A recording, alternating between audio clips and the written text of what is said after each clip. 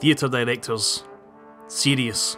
Often wearing scarves indoors, tending to use words like semiotics while stroking their real or imaginary beards, always pointing at things in the distance, and always appearing in black and white. Oh, they are a mysterious bunch. Not really. Well, not all of us. Now in this video, I'm going to explore some of the directing techniques that I use in Love 2.0. Now for every director you speak to, you'll get a slightly different opinion on exactly what directing is, but I think there are some areas that we can all agree on, and one of those areas is collaboration, so let's look at that first. So, here's me, the director, on my empty stage. Now I'll work with a DSM, which is short for Deputy Stage Manager, who will sit in rehearsals with me, and they'll keep note of what happens in the room, any changes or any props or sound effects or lighting cues required, and they'll pass this information on to the other departments. We also have the stage manager.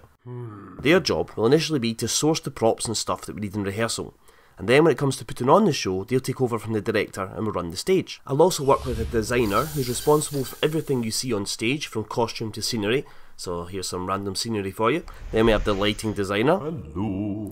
And their job is to work with the lighting technician to create a dynamic 3D space using light and other special effects like smoke. Then we have a sound designer and maybe a composer as well. And of course, we have the actors. Now these are just some of the people that you work with to create a show, so you can see that collaboration is key to being a director. Now like I said at the start, for every director they have their own idea of exactly what directing is, so let's look at some of the things that were important to me when working on Love 2.0. Style and place are going to be very important. The play moves around very quickly from ridiculous over-the-top theatricality Yeah, Mom! She likes me! I think she really likes me! to ultra-naturalistic fourth-wall scenes. It's really interesting though. So the first thing I'll do is, I'll sit down with my script. Here we go, and I'll start marking in where I think these changes in place and or style happen. I'll discover far more in the rehearsal room, but it's always good to be as prepared as possible, and yes, you can be jealous of my fish pen. I'll then start to work with the actors and we'll look at how their physicality and their relationship with the audience will change from place to place and style to style. Here's a really clear example of what I mean. The characters are talking to each other in Facebook Messenger, so that's our place, if you can imagine that Messenger is a real actual thing for a second. The style we chose to depict that world was musical theatre. This particular section is more recitative. So here the characters sing when in Messenger and talk when directing their speech to the audience. Tomorrow sounds great. Where? How about Starbucks? I was hoping for something a little more adventurous, but I do like a nice skinny latte. Great, see you then. So that's all pretty straightforward, but we can get more creative with this concept. Let's have a look at the text for this particular section. I think you'll be surprised how many places and styles we move through. So in this opening speech we have two different styles going on. First off, there's a recurring theme where Gary lists chapters from his book on how to pull women, and the announcement of this is very formal. Then we go into a more chatty relationship between Gary and the audience. Now it's my job to work with the actor and bring out these differences. Have a little look here and see if you can notice the changes, both physically and also vocally. Stage 2. Investigate your subject's interests. Now, it didn't look good. Susie's hobbies and interests did not make pleasant reading. Moving on, we then have Susie listing her favourite hobbies and interests, which is a new place for us on the internet, so that new place requires a new style. We played around with various ideas and I ended up with a kind of game show theme, where the interests sound like prizes being announced over a tannoy. Badminton, one born every minute. Contemporary dance class. Harry Potter, open brackets the films, not the books, close brackets. The last piece of text follows a similar pattern. Gary announces he's looking at music now. Susie lists the music she likes and Gary then comments. Pay careful attention to Susie's physicality here. See how she comes in and out of the world. When it got to music, things got even worse. Rihanna, David Guetta, Dizzy Rascal, and Simply Red. Simply Red. Oh, you beautiful fool. Focus is also a really important part of directing. Unlike film, we can't tell the audience where to look.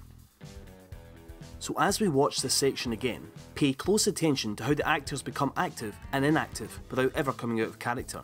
This helps to guide the audience's focus from one place to the other.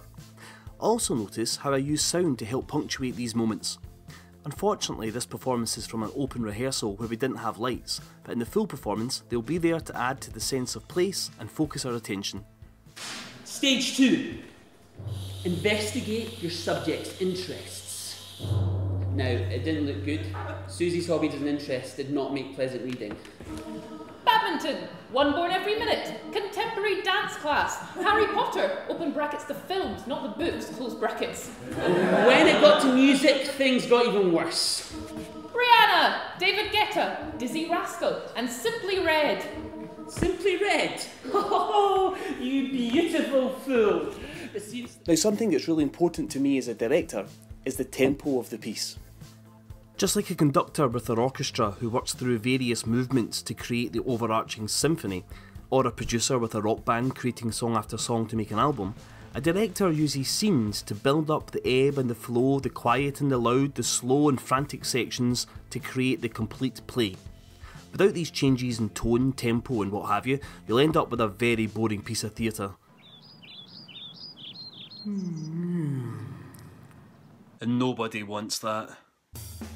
Here's the score of the play, or you could also call it a tempo map, that I'm working on just now. I've done up to scene 6. Along the bottom I have marked in each scene, and then on the other axis I've called it intensity/speed, but you could call it whatever words make more sense to you. So I've started to mark in the intensity of each scene, how dramatic it gets, how fast it's played. So this is the climax so far in the play, and this is when the characters get ready to go on their date. Then when the actual date happens, you can see there's a big drop in intensity. Let's look at this in rehearsal and see if we can make sense of it. And off I went to the night. I'm a strong and confident woman with love, light and joy. So here the actors are building the intensity. A real nice spot. Private, pleasant ambience. I must state my needs as a woman clearly and Here I throw in a little pause just to keep the audience guessing. I did myself up high. Can I have a tall, long, black... What?